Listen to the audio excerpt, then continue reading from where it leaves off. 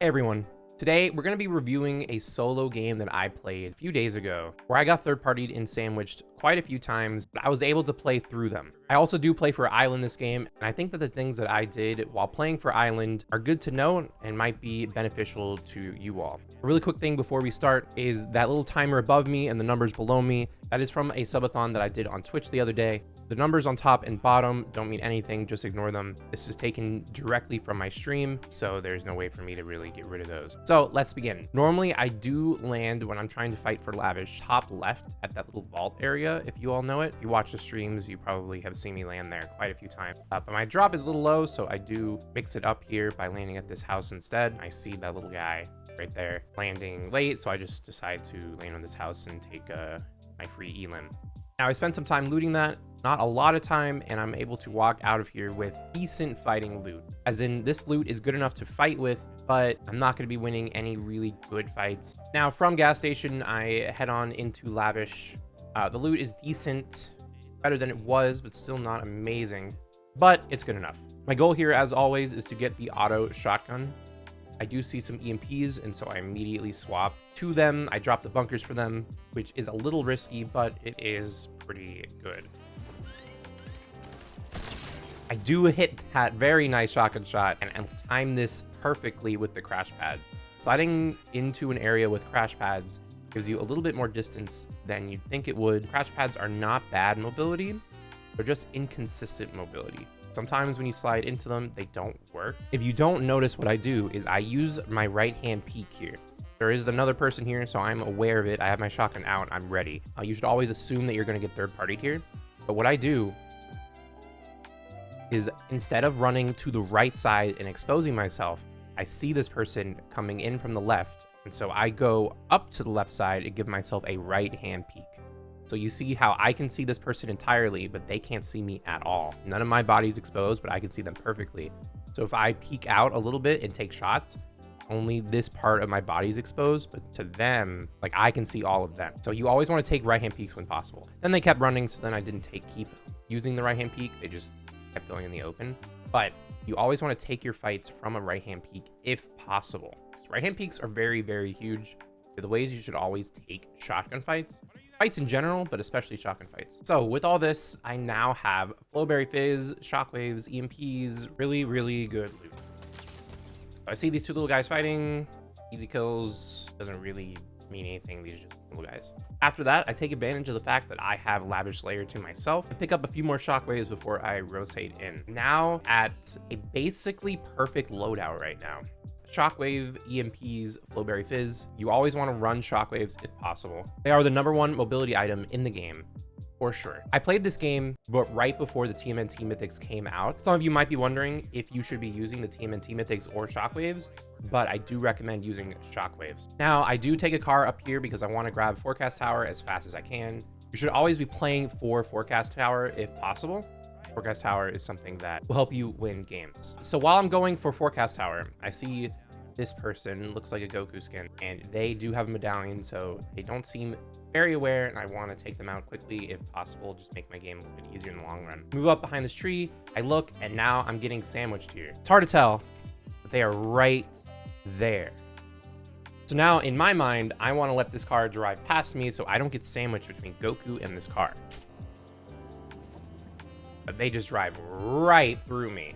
I thought they'd drive a little bit around so it'd be okay, but because they drove right through me and I jumped, they knew I was there and they turned right around. Now this is why I have EMPs, perfectly EMP the car, and I'm running around and I eliminate them. They're kind of unaware, but with that, Goku is staring at me.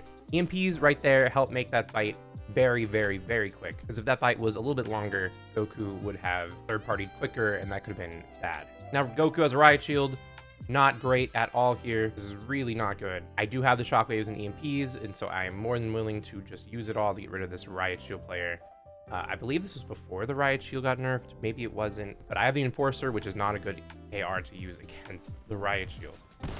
Thank you. So that fight turns very awkward, but we do get it, and we immediately get fourth party. Luckily, this player was not ready when they went over the hill. So I immediately take advantage. If you are in a bush, you want to take shots early before they can just like hop into a bush and make it like a 50-50 shotgun fight where you're just randomly shooting through the bush. I took the shots with my enforcer very quickly and then was able to freak them out a little bit and catch them off guard, and they panicked. Made that a quick and easy kill there. We ended up getting sandwiched right there and fourth partied, and we were still fine. We didn't even take that much damage. We just had to use all of our utility. A quick tip that I've seen a lot of people do, it's a mistake that a lot of people make, and it's being afraid to use your utility, whether that be EMPs or bunkers, especially bunkers. EMPs, bunkers, shockwaves, anything, any kind of utility item or mobility. Don't be afraid to use it to survive. You want to use everything you can to win fights. Don't be afraid to use it, because a lot of people will be afraid to use it. It's like, oh, is it okay to use here? Is it okay to use here? And then they never use it, and then they do not survive a fight. They lose a fight because they didn't use it. So always use it whenever you think it can help you, even in the slightest. But now a car shows up, and I do something very good here that you might have just missed. So we're gonna go back here after I fight that little guy. I hear the car. I see the car right there, and I hear it.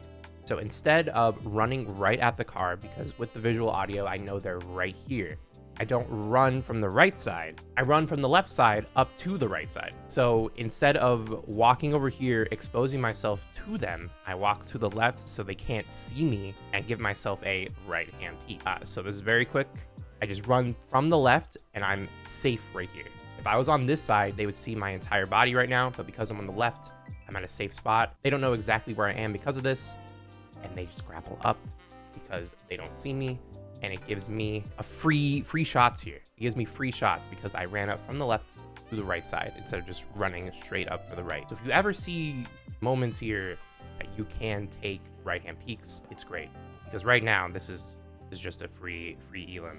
I think I do miss some AR shots here, so I have to use the shockwaves. Use one, I think 2 shockwaves on this, which is okay. I should have just hit those AR shots. But that fight was free anyways on a crown player with a mythic, because I took this fight from a right-hand peek angle. So anytime you see a safe way to take a fight, like I just did, do it. Don't just run straight up. I'm gonna take it from a slightly safer angle, whether that be on a hill, taking it from the hillside where you can see your opponent and they can't see you, or behind a door and you have the right-hand peek. Just anything you can do to always keep a right-hand peek type angle is always the best. So now I don't have any more EMPs here, so I instead opt for the double mobility of the grapple blade and shockwaves. Right now, the best double mobility would be grapples and the TMNT mythics, but at the time I did not have those. Grapple blades are just the worst form of mobility. You could say crash pads are worse, but in a pinch, crash pads do work better generally than the grapple blade. Grapple blade is infinite, but it's just so slow. While you use it, you don't get to where you're trying to go quickly at all. You're very easy to track in the air while you're going somewhere by your opponent. If your opponent is okay at the game, they're probably going to hit a lot of shots because of how slow you move with that grapple blade. So if you're trying to play aggressive with a grapple blade, you can't do it at all. It might get you killed. The other mobility items are great for that. I don't end up actually needing the double mobility because I find EMPs. Shockwave, EMPs, and Flowberry Fizz are great. Flowberry Fizz is kind of like a second ability item here, because if I use it with a shockwave, you'll go so far. But as I'm rotating in, someone lands up top, so I immediately try to get as close to this little rock as possible, and I go from this right side. Give myself another kind of mini right-hand peek here where I can see everything. They obviously can't see me. If I was to go a little bit further, I'd have like a mini little right-hand peek. This player is there. I just see it trying to shoot at them. I think they do end up being a little guy, but I don't know what that was. But it's fine. I took that fight from a good angle. I didn't underestimate them, and now I'm getting shot in the back, and I know someone's on island, so I am sandwiched once again. No hesitation, I immediately push for island. It's a lot easier to make a decision while you hit a rift, and you can land on island, you can go somewhere else. Going to island and these rifts are really nice just for either deciding whether to play aggressive or to rotate. Immediately land down. I know the player's under, so I use this to my advantage and try to play aggressive and pickaxe this floor. But that is the wrong spot for that. While I'm doing that, they're pushing up. This is where things get a little bit hectic. Another player comes up to third party while I'm fighting Omni-Man there. So I just did a decent amount of damage to Omni-Man. I'm gonna show it again. So hit them for 27, They get up top and I immediately shockwave up. I don't give them a chance to look down at me. I hit them again. I miss another shot, but they are full running at this point. I see them run, and now the other person third parties, so I do not hesitate. I switch targets. I now prioritize the new player who wants to third party because I know Omni-Man is running. Jump down, hit him for 150 to start the fight. Now he's going to rotate through the left. A regular player is going to chase them fully, going to chase them around from the left side. But I know where they're going to go, so instead of chasing them around the left, I cut them off through the building on the right side. I pick up this free kill. While I'm doing that, Omni-Man has returned, and so I don't give him a chance to figure out what's going on. I shockwave up, EMP twice, and he runs the exact same way, and so I do the exact same thing again, and I cut him off. He's going to the left, so I go through the building and cut him off right here. 2 easy kills. That was another third party that I was able to very, very quickly dismantle. I didn't get nervous. I didn't hesitate. I knew the best thing to do. You don't want to get too tunnel visioned on a single target. If someone fully disengages, let them and focus on your new player. You always want to take fights as separate 1v1s if possible. And they kind of made that 2 separate 1v1s instead of being a third party fight. I do drop the grapple there for the EMP because EMPs are easier to defend island with. And a player comes up the zipline. Very big tip. Do not use zip lines unless the island has just appeared. Do not ever use a zip line to go up the island unless the island has just appeared. You always want to use a rift if possible, or just don't go up at all. Zip lines are very loud and you can hear it from anywhere on the island and you know exactly where you're coming up from. If someone hits a rift, you're a lot harder to track from the air. You have a lot of options. You can dive down immediately. If you're getting shot at, you can go somewhere else. Zipline, you're kind of committed to that, and that player just couldn't do anything because they ziplined. You're such an easy target if you zipline. Do not ever use ziplines unless the island has just appeared and you're like the first one to get up there and you're trying to claim it before anyone else. Then it's fine and there's no rifts available. But after that, kind of just a free target. Never, ever, ever use the ziplines. Now there are only 3 players left, and I do opt for the 6 shockwaves, 1 EMP instead of the grapple blade.